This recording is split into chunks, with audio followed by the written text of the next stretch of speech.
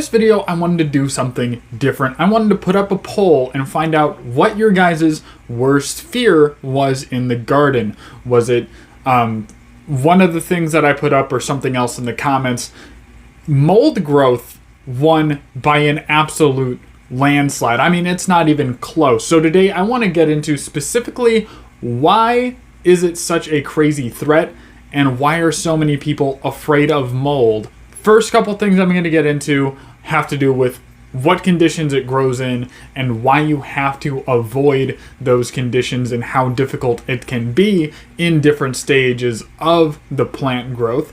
But I'm also going to give you guys a link to a video I think you guys should watch. I'll put that down in the description below for you guys to watch after. Stick around for the details on that. So, what conditions does it take to actually grow mold? Well, pretty much the same conditions we grow in. That's why it's so scary. And also, mold spores are pretty much everywhere. Now, growth doesn't happen super rapidly unless they have a suitable place to latch onto and start the multiplication process. The mold will grow, but it has to have these conditions. It has to have high moisture.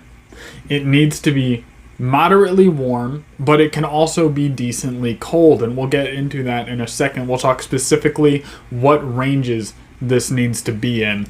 And it also needs to be dark. It needs to be in a dark spot where light is not going to damage the mold. So right away, I think we can all think of a lot of places in our homes or our garden where there are excess moisture, places for moisture to lock into, like something absorbent, and other places that are super dark that don't get a lot of airflow. I'm sure we can all think of spots. So the number one reason why mold is so scary to growers specifically is because it can grow at any stage because it's everywhere and all it has to do is find the conditions. And it has no cure. You cannot cure mold. You can cut it away. You can get rid of it, the section that had the mold on there.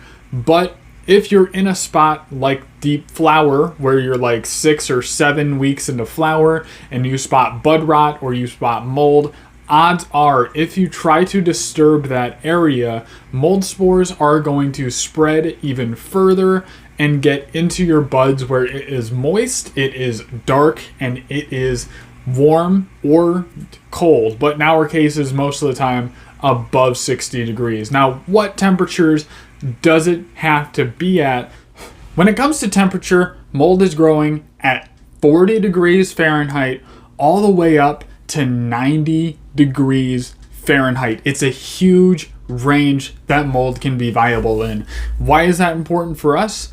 Well, unless we want to freeze our plants or freeze our bud once we harvest it, or we want to completely destroy any chance of terpenes and most likely the health of our plants, it is impossible to temperature our way out of growing mold. It is impossible in the range that we work in, from the low 60s to the high 70s or low 80s, possibly. In every single temperature you are going to experience in your garden, mold is going to have the potential to grow. So how do we objectively avoid mold? How can we keep our garden from experiencing mold? Well, the number one tools you are going to need are going to be being up on your defoliation, making sure that there are no dark spots in your plants, there are no fan leaves covering each other, overlapping, collecting moisture, perspirating in your garden and causing a stagnant environment. You're going to want to avoid that as much as possible. Strip your plants up if you absolutely have to feel confident that your plants are not going to grow mold.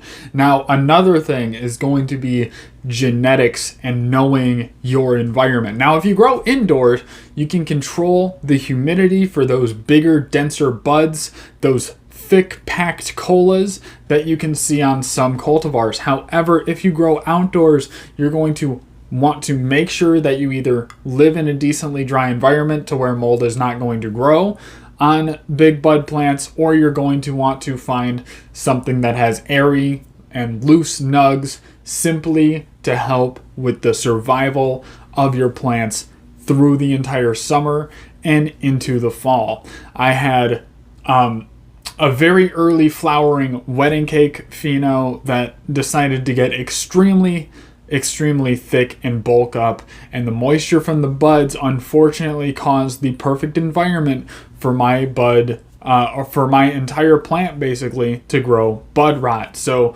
we had to end up axing that plant and completely getting rid of it so that the plants that could thrive could do their best job. And I don't want to see any of you guys facing the same situation. And if you guys want to learn more on this topic, there is a video down below by Pigeons420. He goes over environment and how to basically keep your garden from pooling up with water, getting stagnant areas, and possibly save you guys from mold. If you are new here, please hit the subscribe button. If you like this video in particular, go ahead and leave a like. It really helps me out.